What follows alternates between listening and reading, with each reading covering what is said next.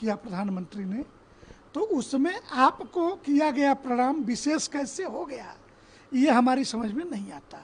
हमारा काम राजनीति नहीं है, जनता जिसे चुनेगी वो राजा बनेगा, जो राजा बनेगा वो हमारे लिए प्रणम्य है। सुप्रीम कोर्ट ने इनके किसी भी प्रकार के आजीवन अभिषेक पर प्रतिबंध लगा दिया।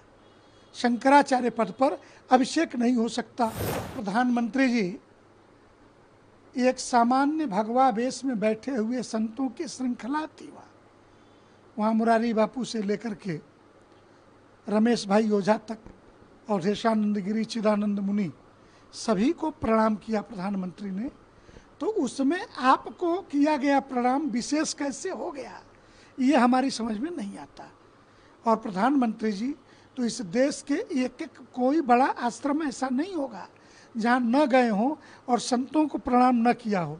राम जन्मभूमि की प्राण प्रतिष्ठा से पहले तो दक्षिण भारत में उन्होंने मंदिर मंदिर घूम करके, महाराष्ट्र में जहाँ भगवान राम रामटेक वाले स्थान पर भी कालू राम मंदिर प्रधानमंत्री जी का जाना हुआ। तो प्रधानमंत्री तो भक्त हैं, प्रधानमंत्री जी सोमनाथ के ट्रस्टी बहुत शुरू से हैं। काशी विश्वनाथ का भी जीर्णोद्धार कराया, राम जन्मभूमि की भी प्राण प्रतिष्ठा हुई। तो प्रधानमंत्री ने तो संतों की, तो प्रधानमंत्री का अपना हिसाब परमात्मा के यहाँ जो देना होगा वो दे देंगे।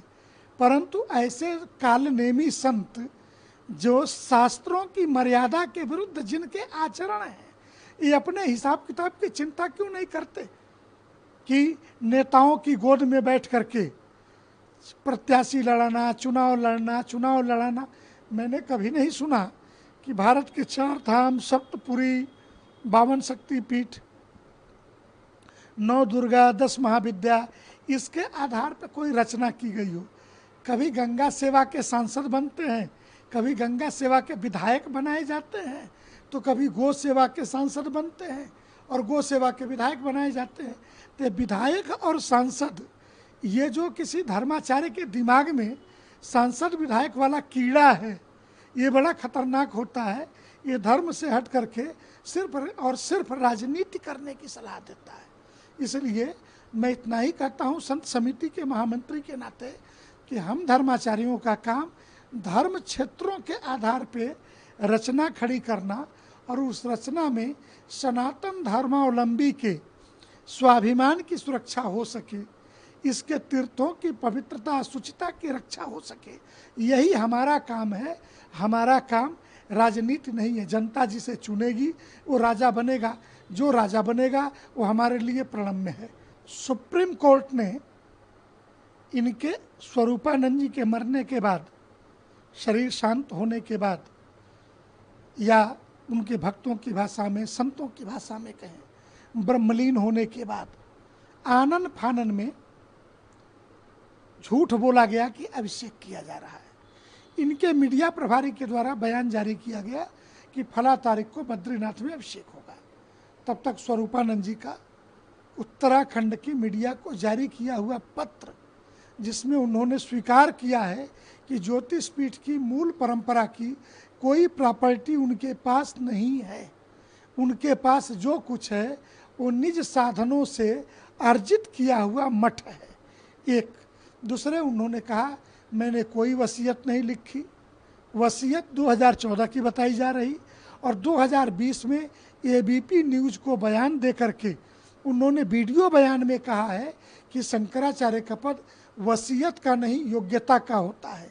तो प्रश्न यह उठता है कि स्वरूपानंद जी विद्वान थे, इसमें कोई संदेह नहीं है।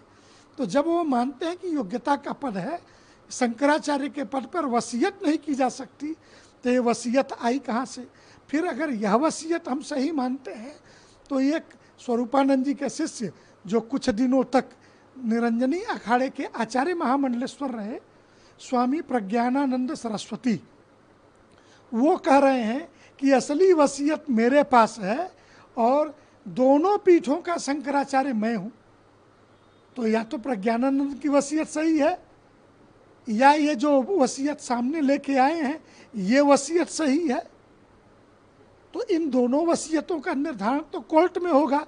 लेकिन फिलहाल सुप्रीम कोर्ट ने इनके किसी भी प्रकार के आजीवन अभिषेक पर प्रतिबंध लगा दिया।